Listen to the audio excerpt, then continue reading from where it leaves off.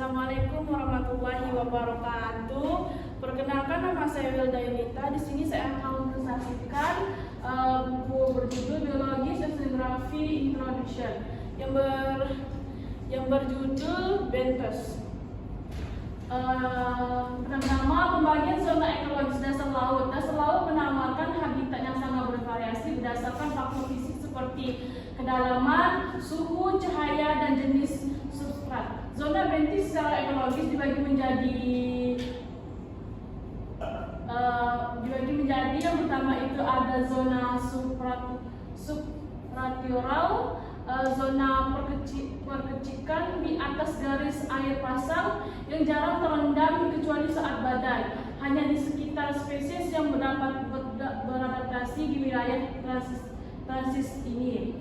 Yang kedua itu ada zona litoral, terletak di antara batas pasang surut. Zona ini kaya akan cahaya. Zona eufotik mendukung kehidupan alga bentik, herbivora, dan karnivora. Yang ketiga itu ada zona sublitoral, membentang dari batas pasang rendah hingga tepi luar landas kontinental, menempati sekitar 8% dasar laut. Yang keempat itu ada zona batial, berada di lereng benua dengan kedalaman 200 mili hingga 2000 atau 3000 mili, mencakupi 16% dasar laut. Yang kelima itu ada zona abisal, wilayah ekologis terbesar 75% dasar laut terdalam dengan kedalaman 2000 sampai 3000 hingga 6000 dan suhu dingin. Yang keenam itu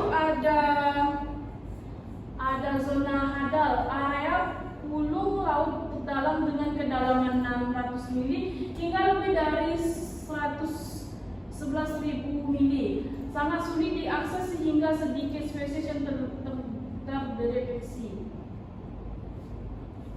Lanjut lagi ke tumbuhan bentik. Tumbuhan laut hidup terbatas pada zona eksotik daerah dangkal. Komunitas Angiosperma macrophylla meliputi hutan bakau, rawa, garam, muara, dan padang lamun yang berperan besar menghasilkan distribusi bagi hewan laut. Karakteristik alga macrophylla rumput laut, alga hijau, ulva, halmeda, tumbuh di perairan dangkal intratidal.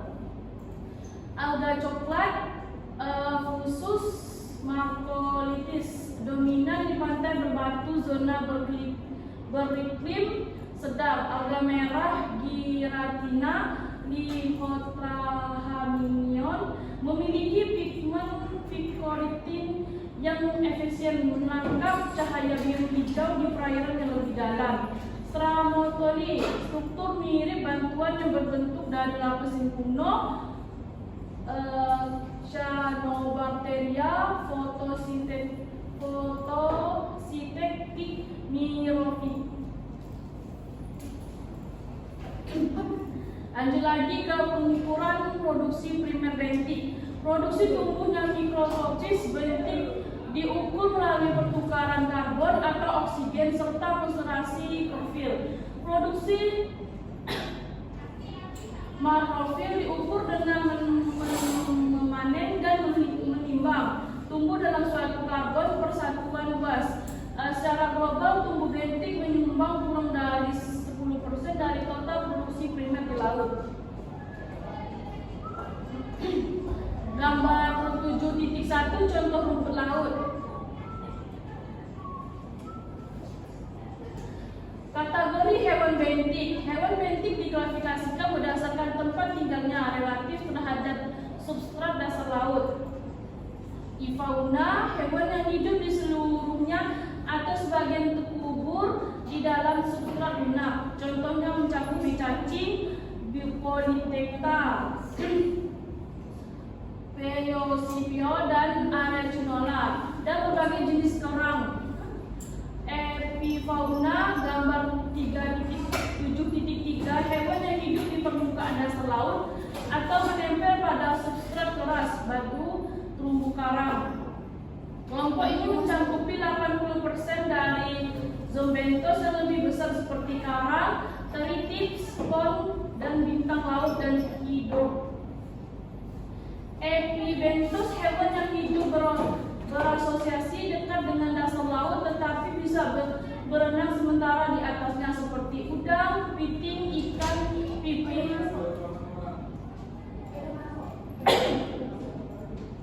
Lanjut ke klasifikasi berdasarkan tempat hidup habitat.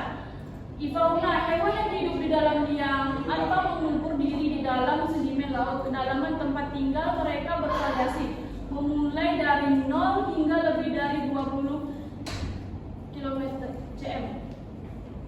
Contohnya meliputi siput, polychaeta, serta berbagai jenis kerang seperti kardium, makoma, suprobicularia, dan main.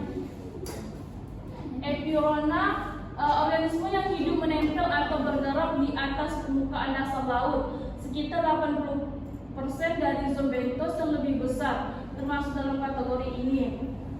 Mereka melimpah di daerah bebatuan dan terumbu karang. Contohnya adalah karang, teritip, remis, bintang laut, spong, hidroid, dan ganggang. Epibenthos hewan yang hidup berasosiasi dengan dasar laut, tetapi juga dapat berenang sementara di atasnya seperti udang, kepiting, dan ikan pipih, ikan sole. Gambar 7.2 contohnya fauna menunjukkan liang dan posisi tempat tinggal mereka.